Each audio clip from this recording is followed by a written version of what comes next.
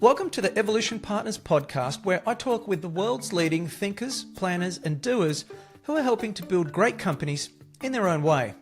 We learn how the work they're doing is creating an impact and get to know a little bit more about them and what makes them tick. This episode is brought to you by Evolution Partners, where we help leaders to confidently build enduring great companies using our proven, structured, strategic planning process that ensures you build and execute the right plan. Check us out at evolutionpartners.com.au.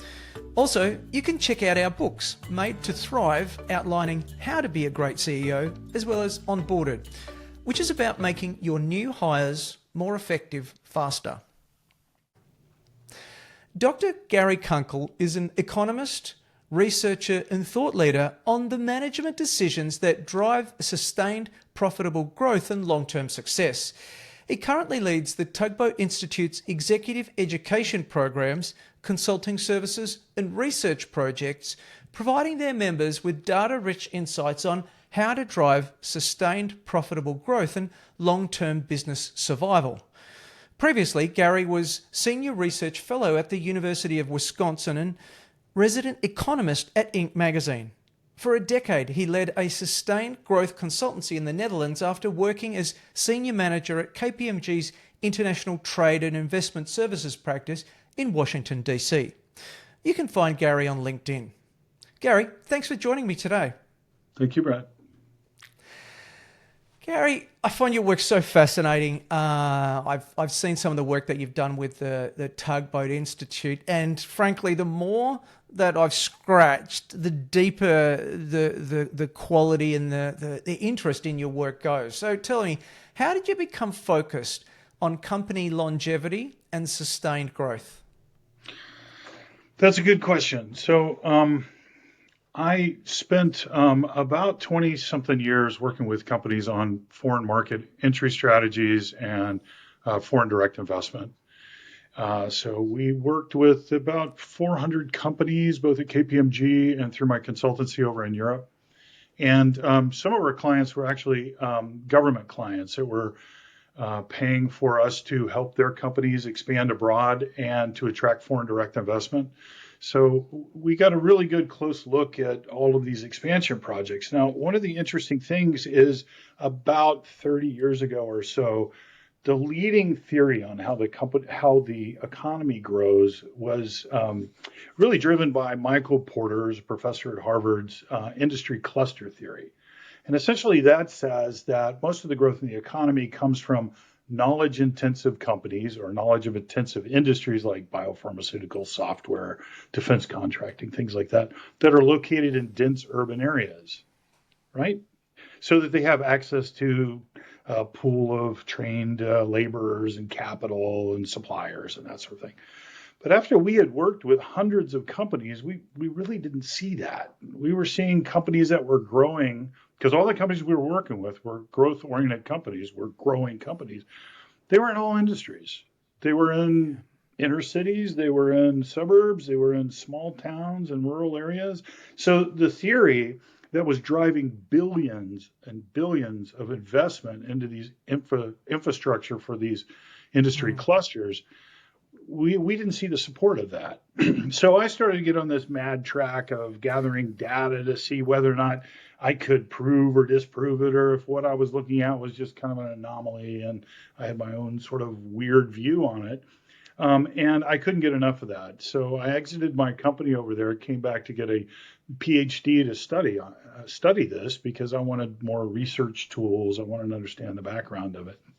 I was very fortunate while I was doing the PhD because one of my clients was at the state of Pennsylvania, and they sponsored me to buy this unique data set that tracks every company in the economy, in the U.S. economy.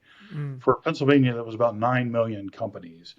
And it was disaggregated data down to the individual company level. And it was time series. We had about 100 variables on each of these companies: ownership structure, where they were born and where they moved, if they branched, if they did exporting, government contracting, or they minority owned, blah, blah, blah, right? And from that, I was able to test through my dissertation whether whether or not the existing theories on growth and the measurements of growth actually stood up to this kind of data. And nobody else had this data. All the researchers, by the way, that are out there and in support of the cluster theories, it's aggregated data from the government. And what is it aggregated by? The size of the firm, the industry that they're in, and their location. So it's not a coincidence that all the theories were built on those components. Yeah. So what I did is I stepped back and I said, my theory essentially is that growing a company is like most human endeavors. The more times that you do it, the better you get. And the better you get, the more likely you are to do it again. Mm. So while all the other researchers were focused on how much a company grew or the percentage of growth, how fast it grew, I wanted to look at how frequently they grew. And Mm-hmm. what we found very fascinating was that the amount of growth the company had, say, in the last 5 years, had no predictive power on whether or not they would grow or have exceptional growth or even survive over the next 5 years. No power at all. So the amount of growth, no power.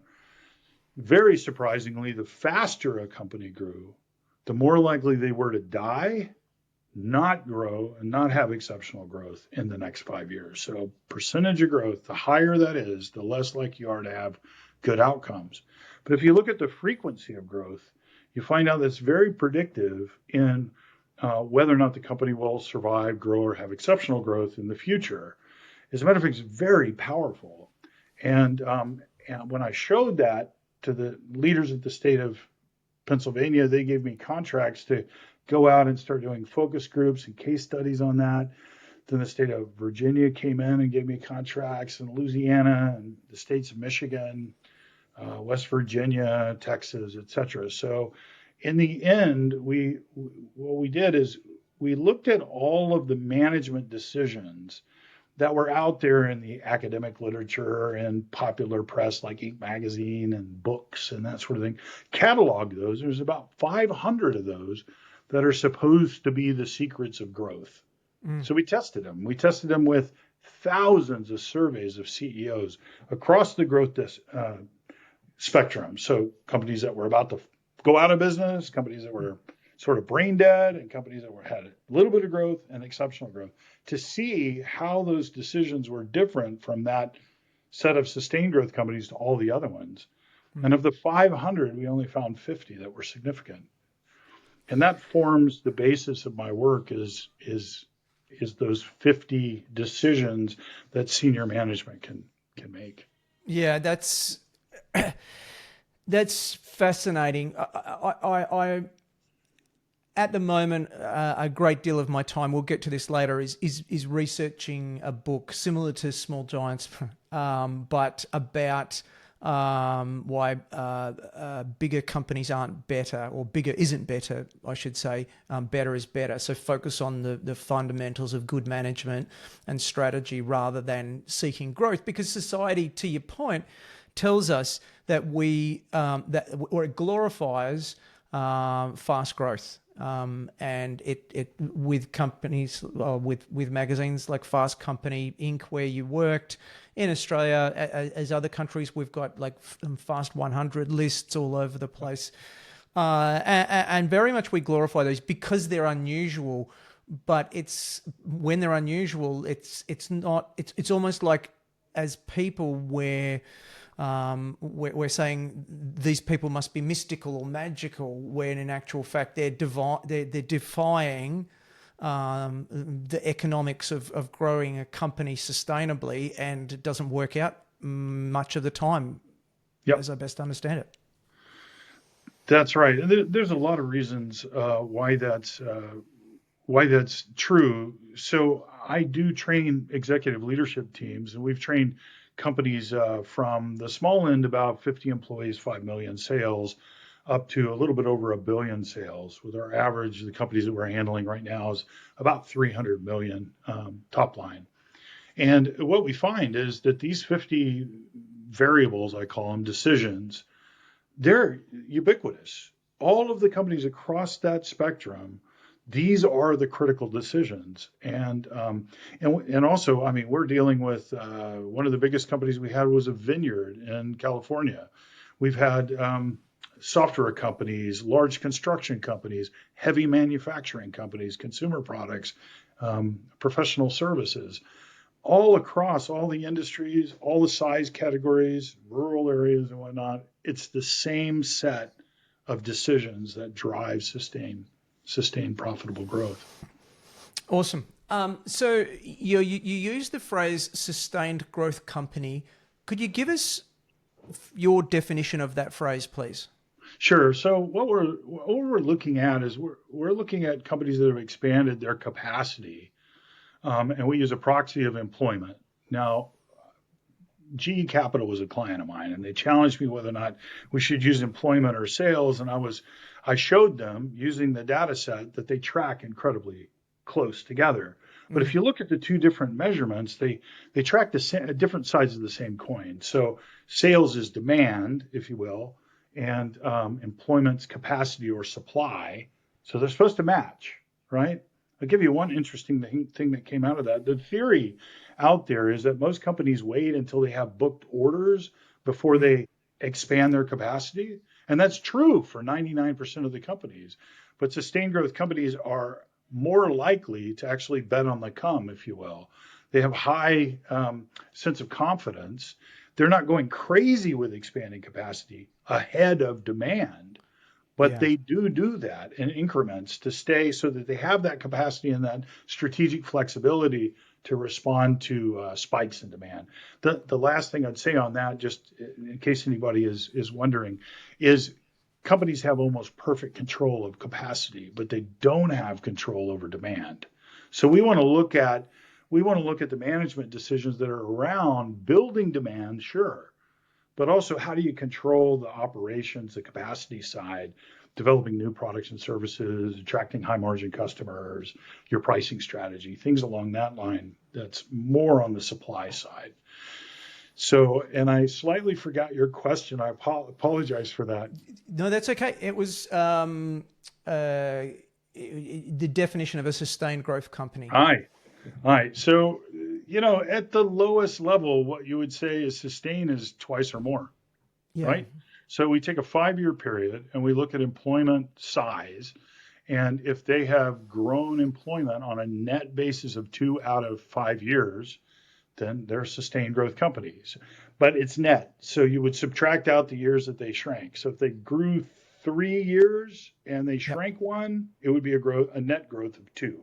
And that would put them in this category. And what we find is a bit mind-blowing. There's only 1% of the companies in the economy that are in that category, just 1%. And it doesn't matter. It's scale independent. So it doesn't matter if we measure it at the national level, at a state level, and we've done it for 9 states, at the county level or the city level, it's always 1%. It doesn't matter if it's in recession or if it's when the economy is growing. It's always 1%. And that 1% has amazing job creation power. So if you look at the 1% when the economy is growing, when the rising tide lifts all boats, you find that 1% creates 1/3 of all the new jobs in the economy. 1/3. If you look at a recession period, that 1% is creating 150% of all the jobs created. Now, how's that possible? It's because the other 99% are losing a massive amount of jobs, and that 1% is backfilling for it.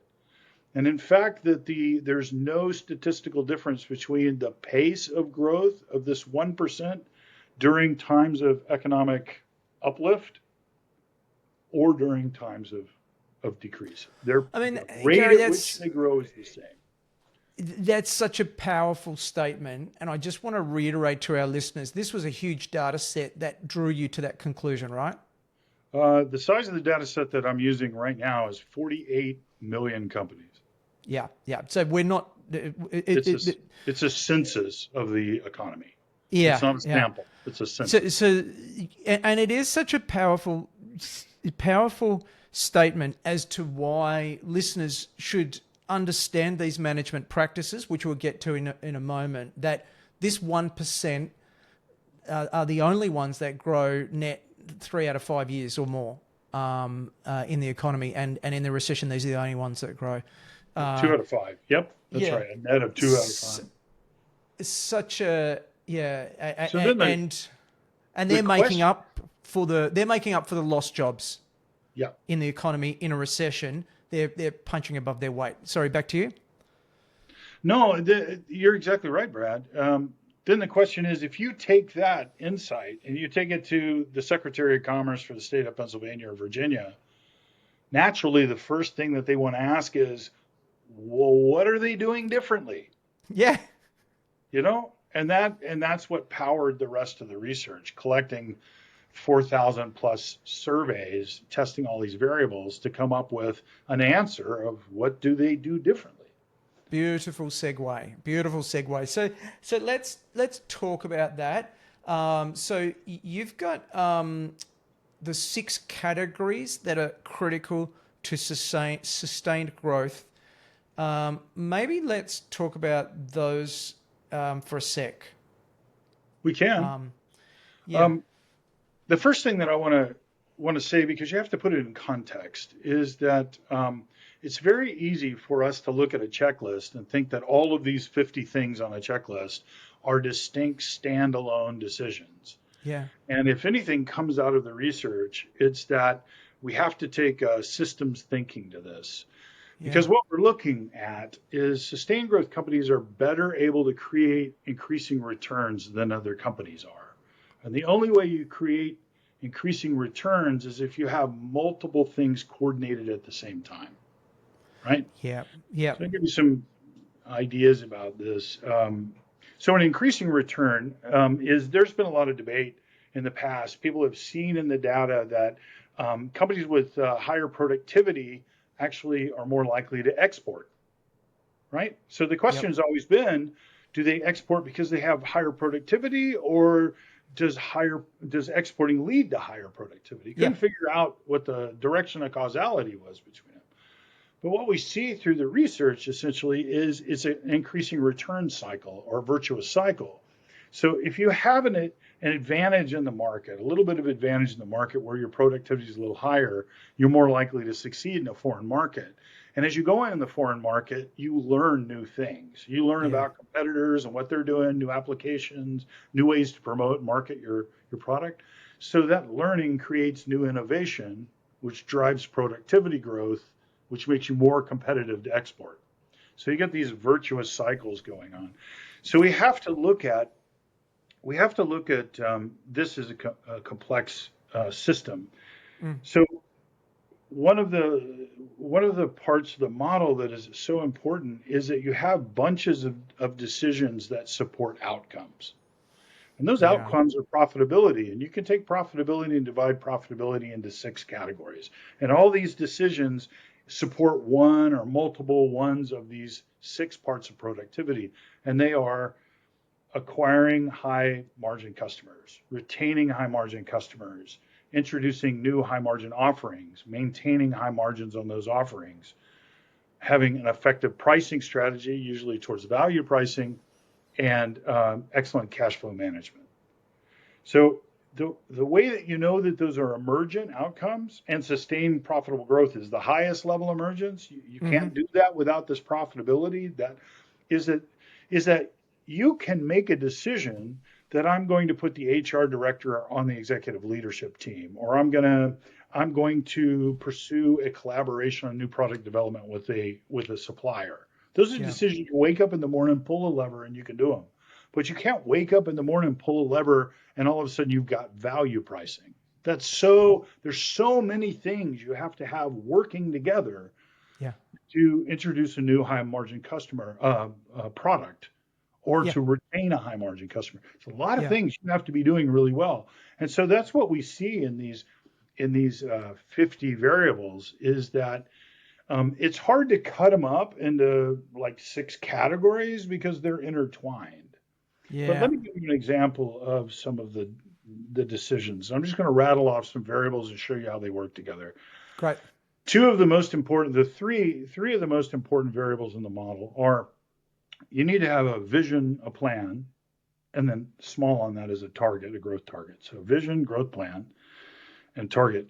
Now, there's ways that those need to be constructed. Like the planning process needs to be formal, continuous, fed by information, etc. But the vision and the plan have to be communicated frequently, clearly, and deeply in the organization. You have to decentralize decision making. You Yeah. have to encourage people to take risks and try new things. You have to give them the data to make those kinds of decisions, and you have to hook a set of incentives behind that so that they are doing what's called creative variance, which means that we move away from saying, here's a description of a job, and I just want you to do that description, nothing Hmm. else, right? That's the old linear sort of organizational structure. You just do this. You just, you know, screws or Yeah. hammer. That's all you do. Creative variance is where you try to do something different that's more efficient or that'll help a customer or, something along that line. And so what we want to be in a position where we're telling people where the company wants to go, what the plan is, bring their input into it, give them the ability to make those decisions and reward them based on three criteria: job completion, which is what most incentives are based on, right? Is it you did a good job, you hit your quota, right? Yeah. That's incentives with a small I on that. But what are the two most important things that we want our employees to do that links back up with the vision, the plan, and the target? Is we want them to cooperate with each other. And most of the incentives that we see out there that are designed are zero sum game incentives. Like you have a sales contest, and the salesperson that sells the most gets a free trip to the Yeah. Bahamas or something with his Yeah. wife, right? Now, does that encourage cooperation among the sales team? No, it's competition, right? So Yeah. if I hear of a sales lead that another salesperson could take advantage of, I'm not going to tell him, right? And Yeah. you multiply that across the organization. What you get is everybody's out for themselves. And Yeah. that's not systems thinking. That doesn't pull together people, right? And so we want to reward that. And then we want to reward this creative variance where people are finding better ways to do things, to develop new products and services, to satisfy a customer, et cetera, right? And we have to have those incentives layered. So we want individual incentives, we want team incentives, and we want firm level incentives. We can Hmm. have different kinds on that. We do, during the training I do, we design actually incentive and systems for the companies. But without that, you could tell everybody about where you want the company to go. You could say you're supposed to make decisions, but it's behavioral economics. You got to give them a real reason to be Yeah. behind it. Yeah. Yeah. We Awesome. we live in a sorry, another segue. Yeah. We live in a system that the biggest challenge for management is that span of control and information asymmetry and moral hazard. So span of control means that you as a boss, as soon as you hire about 7 or 8 people, you can't directly manage anybody else, Yeah. right? That's your span of control, right? And the second thing is when you grow beyond that, you get this sort of information asymmetry, which is an employee farther down in the organization knows something like how to cheat you Mm. that you don't know, right? How to show up late, how to shirk, how to steal, that sort of thing. And so moral hazards when they act on that, and hurt you, right? Mm. So we got to figure out a way to tighten that down without doing the old approach. The old approach is to put rules and structure and the letter of the job intention, no creative variance, because we can over control people. And there's a certain management style that's associated with the managerial style that's about that. It's about Yeah. controlling everything, right? But what we do when we do that is we lose all flexibility and innovative capability of the firm because we've tied everybody's hands to this. So we've Yeah. got to figure out another set of motivational practices that gets everybody into the game and Mm. lets them believe and understand that they benefit from a winning team, a winning company. Yeah. Yeah. Yeah. Teamwork. Uh, so I'd like to ask you about the myths, the specifically the 5 beliefs that your research really challenged. And what I'd like to do probably is to read those out first and then dig into each one of those. So Sure. the first one is most companies grow when the economy grows. The second one is all companies suffered during economic downturns. We touched on that one.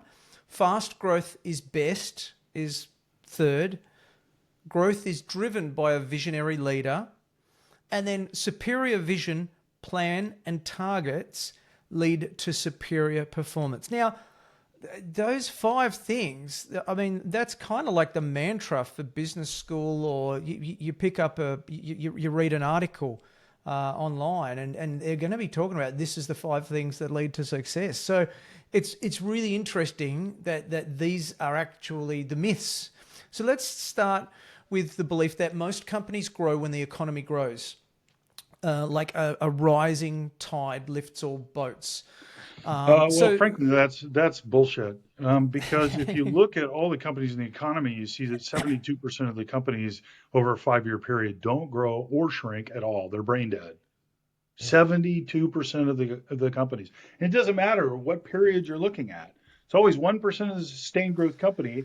It's usually 12 to 14% grew once, 12 to 14% grew in a net shrank once, and 72% to 74% are brain dead. They don't move at all. So even during good times, the vast majority of companies, almost 3/4 of the companies, they're not growing, right?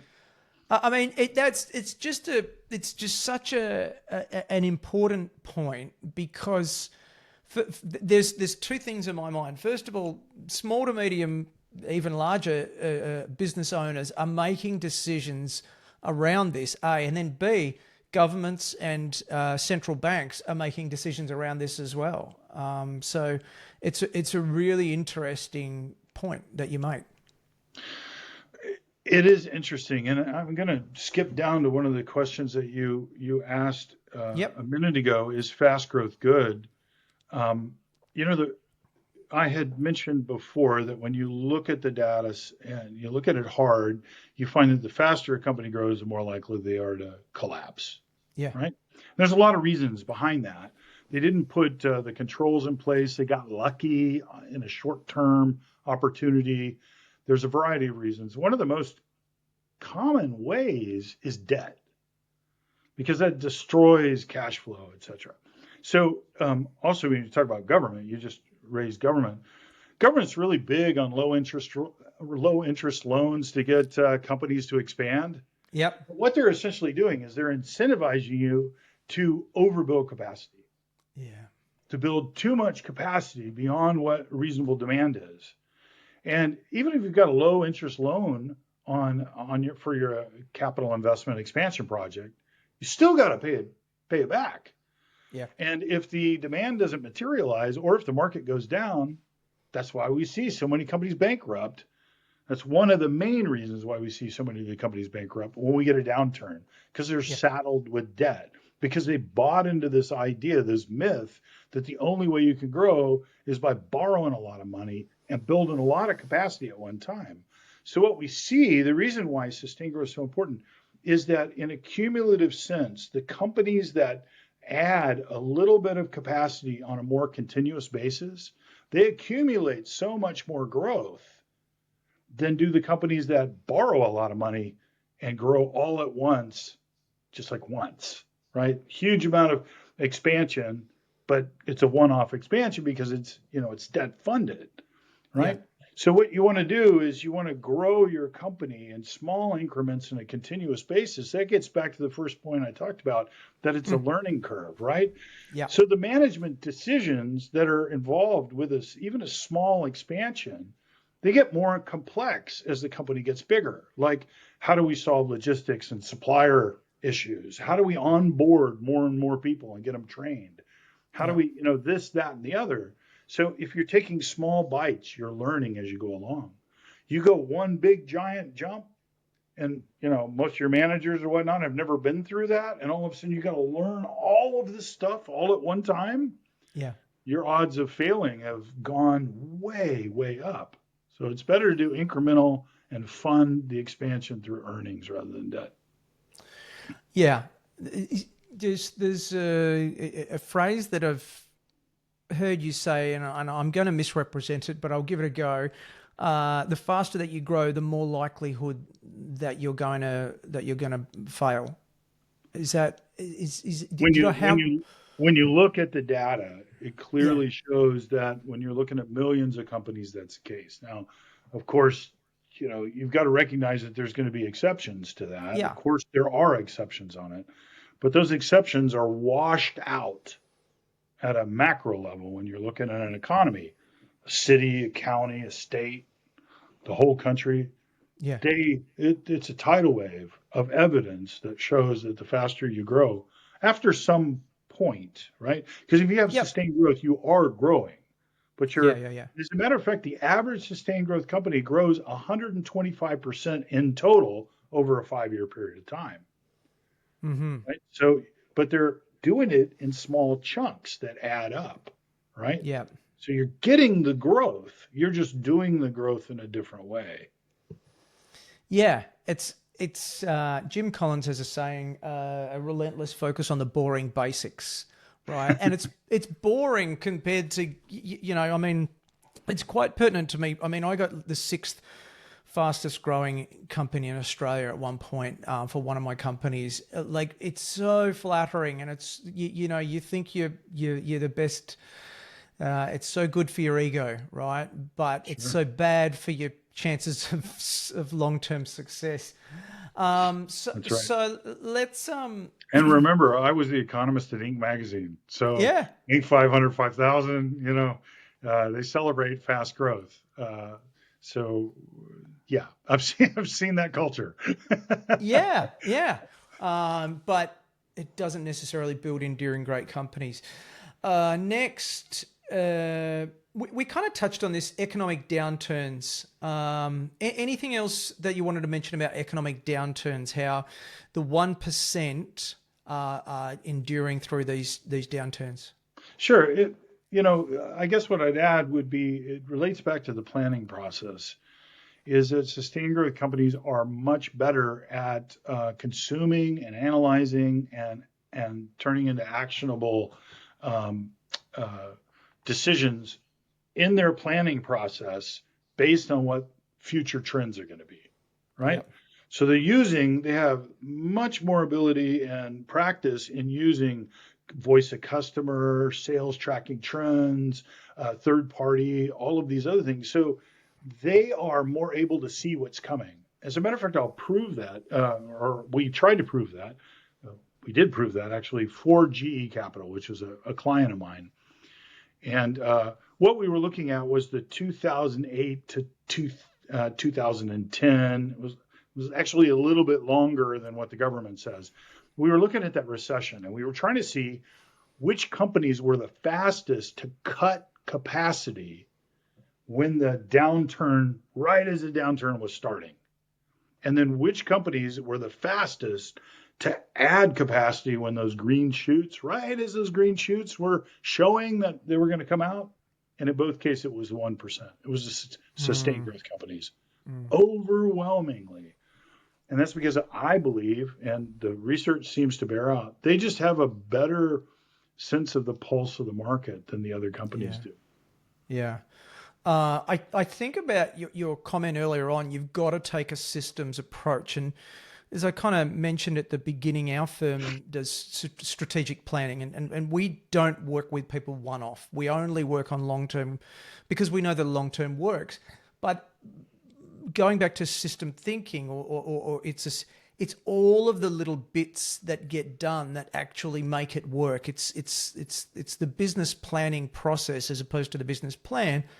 But more than that, it is looking at the market, looking at some of the Porter stuff, some of the Jim Collins stuff. A lot of the stuff that we're doing all coming together is what actually makes it work. So that's anecdotal, but really quite interesting to adopt that approach.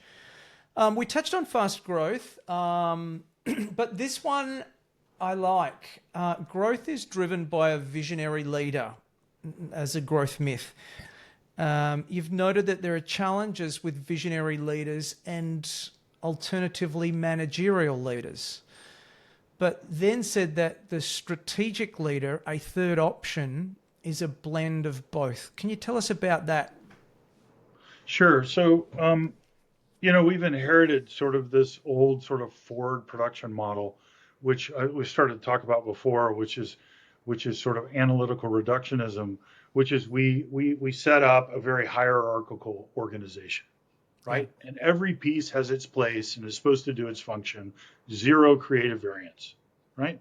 You do exactly. It's the Ford Motor Corporation of 1910, right? Yeah. Um, and the managers that tend to, I'm not saying that they're consciously aligned with that, but they are in action aligned with that, are essentially looking at short term profitability. And they put all these control sets behind it, SOPs, they're tracking all the metrics and whatnot. And it's all short-term profitability. And their power in the organization is as a controller. I control the data. I do that. So because they're so much into control, what they end up doing is they underinvest in things like learning and training, which is Yeah. critical if you want an innovative firm, right? Yeah. Yeah. And they're driven by the financials and that sort of thing. So you get this sort of idea of ergodicity, which is this belief that the future is going to be exactly like the past, right? And Yeah. we created spreadsheets based on what happened in the past, so that's what we're going forward. That's a managerial side. Mm-hmm. Big risk from that, and almost every organization has some. And if it's not a people manager that's a manager, like a technical person that's just off on their own, it's not much harm. But when you're really talking about like profit centers that are run by these people or significant management positions, it is. On the other side is a lot of these companies that were run like that, the shareholders, the board, the CEO will say, damn, we need somebody that breaks that mold, that can see the future. So is really focused on visualizing and trends and extrapolation and really looking at what's coming. And they're thinking about the long-term viability of the firm and not Mm-hmm. short-term profitability of the firm. Whereas the management theory, as I said, is short-term profitability but not long-term viability. Right? They're not looking Yeah. long-term. Yeah. So if there's disruptive technology or legislative threats or something like that, managerial is not going to see them. Visionary will, but in the short term, he's not about getting things done in the short term. He's about putting the so what you want what you really want, and you can develop this through the firm through the practice and the variables that we were talking about, is you want to have somebody that has a balance of these two, Yeah. right? That it is long-term viability and it's short-term profitability combined together. And the traits of these folks are generally they're systems thinkers. They understand how all the different parts of the organization work and how they come together. So, like cross training would be very important as an example of one of the ways that you would build that sort of way. Yep. You'll see them that their power in the organization is not from this future vision or controlling everything. It's because they use data and they interpret it and they persuade, right? They Yeah. persuade people based on what they see in the data, but they Yeah. include other people into the decision making model. And that's the model that tends to be much more prevalent in sustained growth companies than either of the other two. So the visionary tends to be, if you're going to track them, that's the company that grows very fast and then comes down. The managerial one's the one that's flatlined. Yeah. And the sustained growth, there's lots of exceptions, but those are generally the trends. That the strategic balancing short term, long term, a lot of data, inclusive, understands the whole operation, and is incentivizing people as they go along. Yeah. Yeah. Yeah. It's interesting because because there are three. We often think there's the short or the long, but it's the blend that matters. I guess the last one was superior vision, plan, and targets lead to superior performance. I mean, this is the basis of our day-to-day work. And whilst it's all very interesting, this is particularly interesting. So what did the research say about this? You know, so the thing is when we say superior, when we say, the best or something like that, that's a static idea. Yeah. You know, that's just saying that today this is better than that, but that has nothing to do with tomorrow, right? So you want a process that's always improving, right? Yeah. So if you look at a variable like what should our target growth rate be? Mm. The funny thing is if you measure the difference between having one, no matter what it is, and not having one, Yes. it's a huge difference, Yeah. right? It's a huge difference. But the funny thing is that the quality of that decision evolves over time. So your variance between what you hope to get and what you actually get, let's say it's that way, Yeah. right? Reduces over time because you get better at reading the tea leaves and understanding customer preferences, uh, competitive threats, new technologies that you incorporate, better ways to deal with your suppliers for innovation. You get better at that. So the variance between the two, comes. Mm. So it's a process. It's Yeah. a process. Did I answer that correctly? No, I So don't a think lot of so. these, a lot of these things are you've got to put attention on it. Yeah. Don't get your panties in a knot as to whether or not you're scoring 100% on the decision. It's the Mm. fact that you're focused on making the decision and you will improve as you go along. If you're coordinating these decisions together, you'll learn how to do it better, right? But Yeah. it's the fact that you're doing it. Like for instance, um, just the fact of putting your HR person on your executive leadership team. Yeah. That's a huge, huge thing. May not be the right HR person. Maybe it's a junior accountant that has moved up into that, but really Mm. doesn't know the business very much. Put them on there and then see how that works. Learn and then replace them if you have to. Yeah. Right.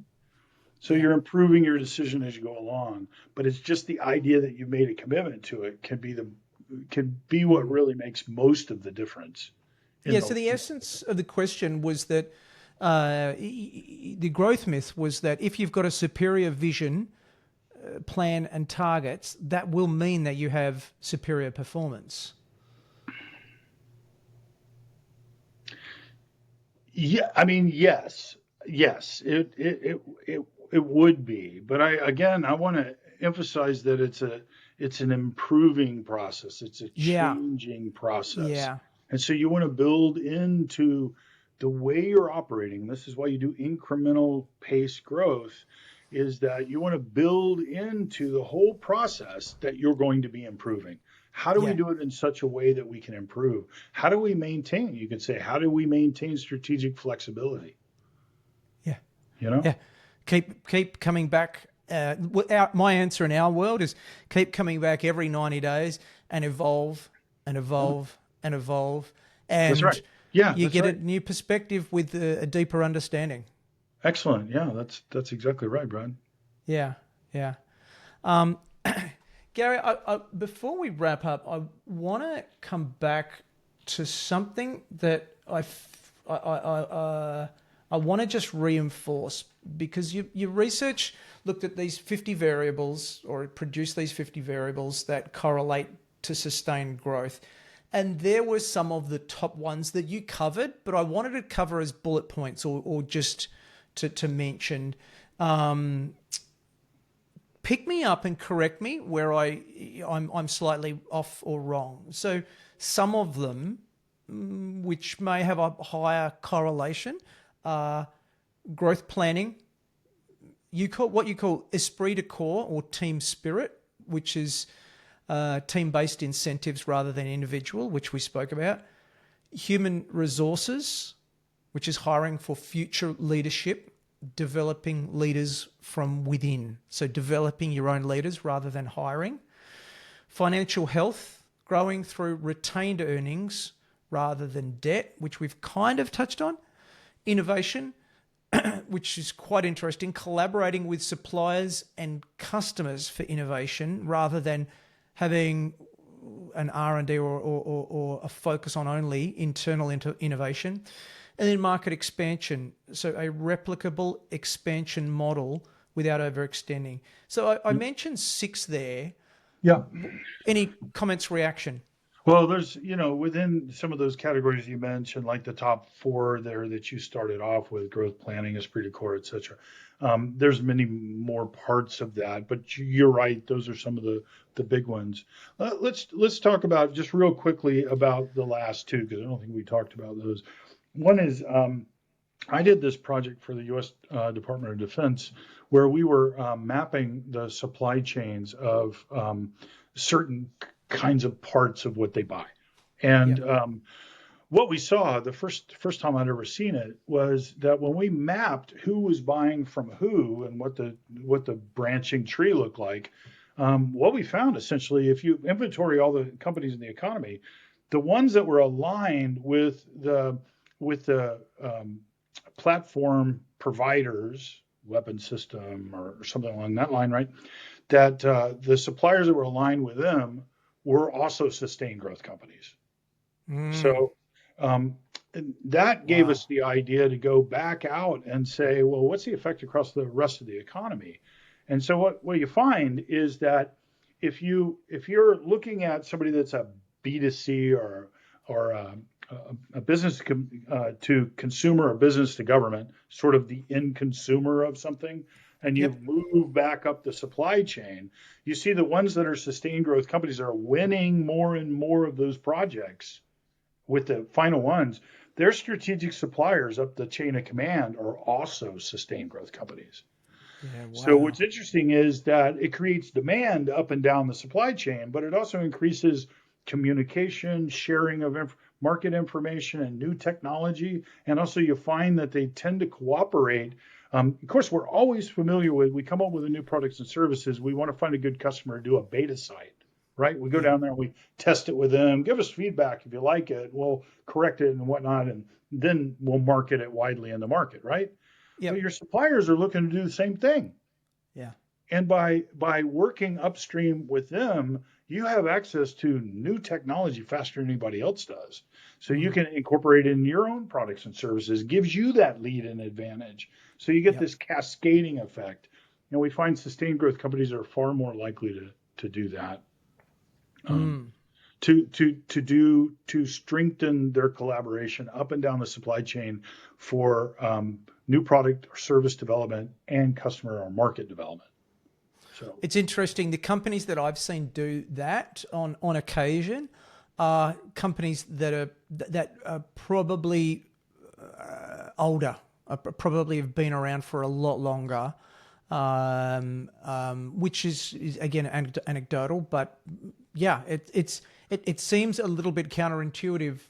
I see it all the time. Yeah. We're working with what you would consider to be a small company that makes dog toys, and they worked with their supplier of plastic, rubber kind of components to develop a new compound that they're now incorporating in a new product line.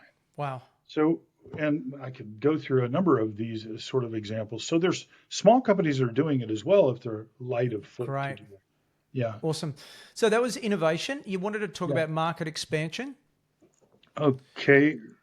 So if we think about, there's generally 3 categories of market expansion that we would normally think about. So we would have a market entry. We would move a product the first time into a market. And it's easier to think about because most companies start off with market entry from the day they're born in whatever domestic market they're in. But we think about, like, if you're in the United States, if you're on the East Coast and you want to sell into the West Coast, that's in many ways that's a new market because you have all these logistics and HR and distant management and planning things you never had to deal with before, right? But you are entering a market over there that you haven't been serving before, or if I take a product here and I sell it to Australia for the first time. So that's market entry. Market expansion would be essentially market share.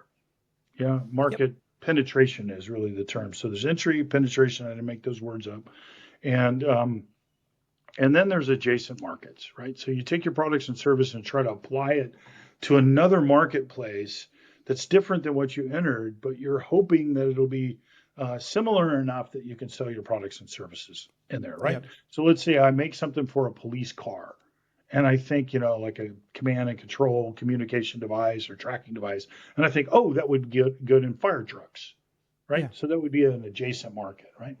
So what we find out is that sustained growth companies tend to favor, it doesn't mean that they're not doing it, but they overwhelmingly favor entering new markets and expanding market share up to a point. Mm-hmm. There's a cutoff Mm-hmm. point on that. This is very, very important. We don't want 100% market share. No way. We will have that discussion in a minute. But and less on the adjacent markets. And that's because when we replicate what we're already doing well, when we double down, if you want to use that sort of terminology, right? Doubling down on a changing, evolving, and learning process, but we're doubling down on the customers that we know, the applications we know, the market channels we know, the marketing method we know, et cetera. We're doubling down mostly on that. Yeah. And we move into a new market. With that, we're only changing a few of those decisions. We've gone from constants, in other words, we know how this works, to a variable, like maybe it works, maybe we need to modify it. You go into an adjacent market, and almost all of a huge number of your constants become variable. Yeah. It's a different kind of decision making. It's different kind of maybe budget cycles. It's a different way that we have to support the product. And now we got to learn all this stuff at one time. So you see more of a doubling down. And that is where you get to this idea of market share, is that if you map your customers out, you'll find that there's a small percentage, let's say 15 to 20%, that are responsible for almost all of your profits. Yeah. There's a huge amount that are marginally plus or minus. They're right at the break-even level. And then there's another section that you're losing money on, right? So if you're careful about doing new product development, hiring the people that you need, doing the kind of brand management you do in that best high-value customer, when you start to get saturated in that market, you don't want to be adding more and more companies or customers on that are marginally or negatively profitable. Yeah. Yeah. That means that there should be a break on how much market share growth you actually want in a marketplace. You don't want to add all the customers there because you'll lose money off of them. You want your competitors to lose money off of them, right? Yeah. So it's at that point and the reason why you have to constantly be moving into new geographical markets and targeting, replicating that high profitability set. To your point, without overextending. Sure. Yeah, absolutely. Yeah.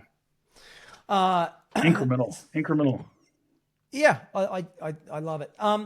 So as we begin to wrap it up, I mentioned it earlier, the book that I'm working on at the moment is titled Bigger Isn't Better, Better is Better. It's about building a better business rather than becoming enamored with large and fast growth. So for you, what do you think that a better business looks like and most of the people that you deal with? What does a better business look like? On which dimension, Brad? From the gut.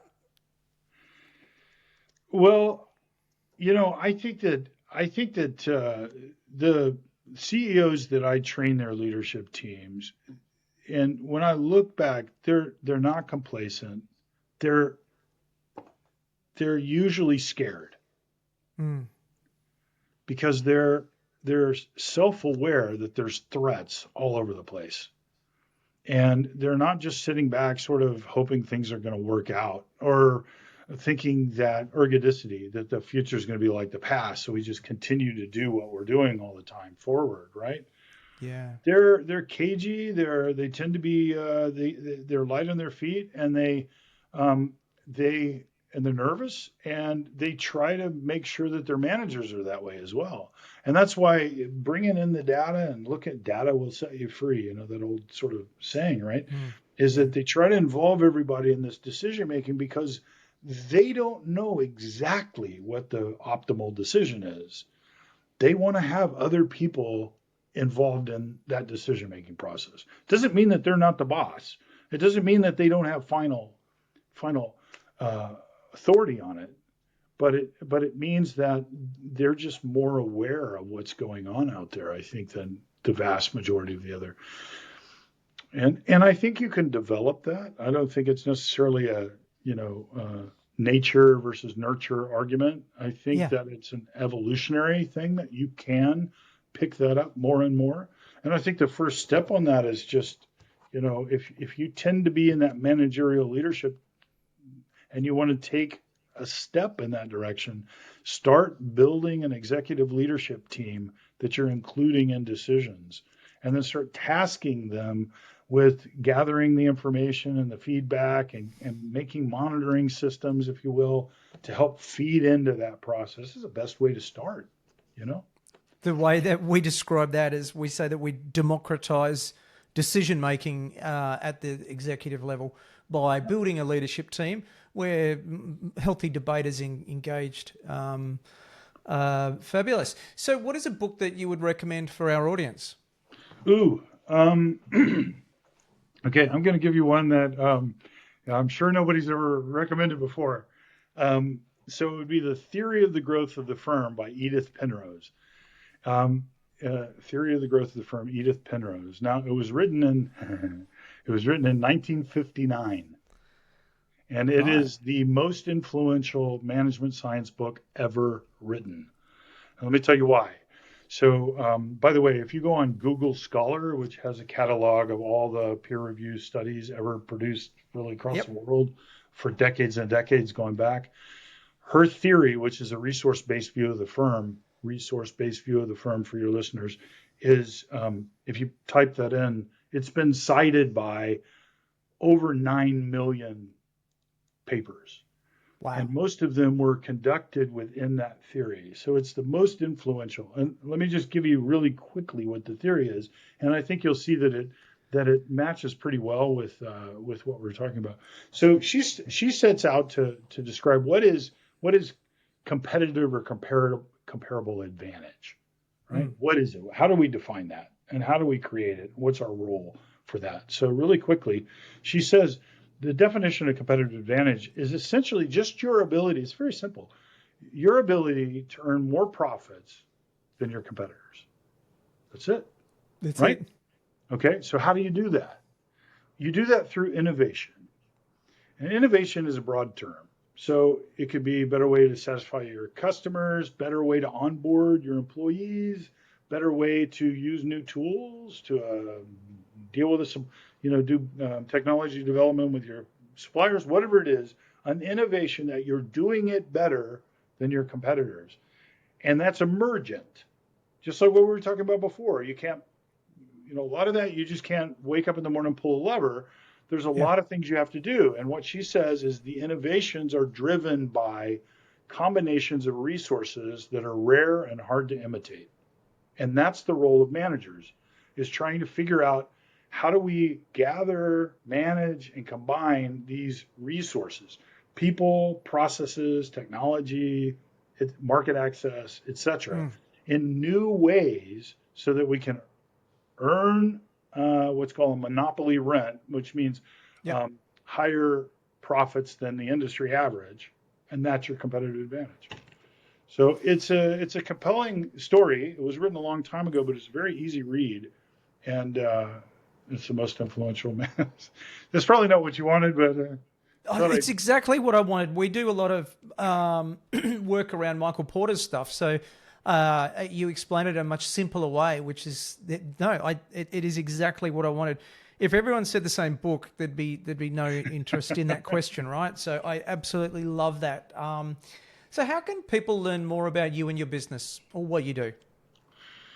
Well, I've got a LinkedIn site, and Yep. they can contact me. I'm kind of a jack of all trades. I'm still senior research fellow at the University of Wisconsin. Do still work with them.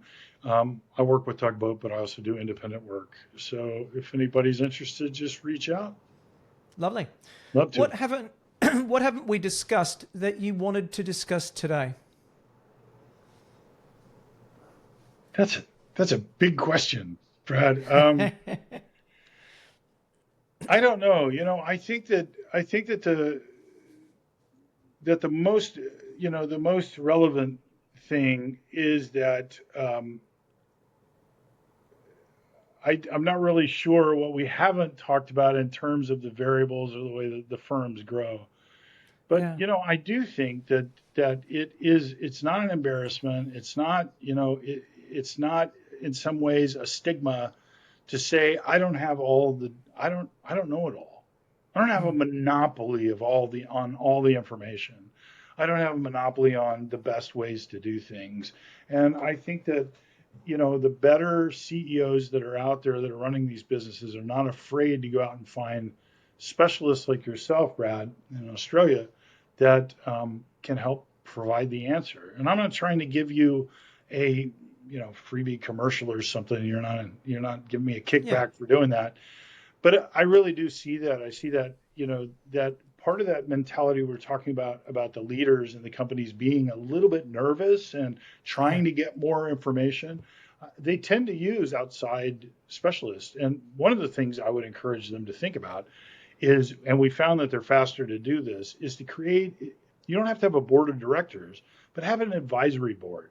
Have a couple of people that you really trust, that after you've talked to all the people that report to you and depend on their livelihood from your paycheck, Yeah. have a set of other peers out there that you can go to and you can talk to and kick around some of the bigger thoughts, the bigger puzzles. And those could be advisors, but they could also be CEOs of other sustained growth companies. And I wouldn't be hung up about if they're in different industries or different sizes or different kinds of location. The only criteria I'd look for is, have they been successful again and again and again? Yeah. Well, what a wonderful way to close. Gary, thank you so much for sharing your wisdom today. It was a cold reach out when I'd seen some of your work, and I thank you so much for accepting, and again for sharing your wisdom and time today. Thank you. Brad, it was a pleasure. Thank you. Well, I hope you enjoyed the episode as much as I did. If you'd be kind enough to leave a review for the podcast, that'd be really helpful to other like-minded entrepreneurs, and then we can grow our community. If you want to find out more about our guests, head over to evolutionpartners.com.au/podcast, where you can find show notes and other additional reading. Hope to see you back next week. Until then, keep thriving.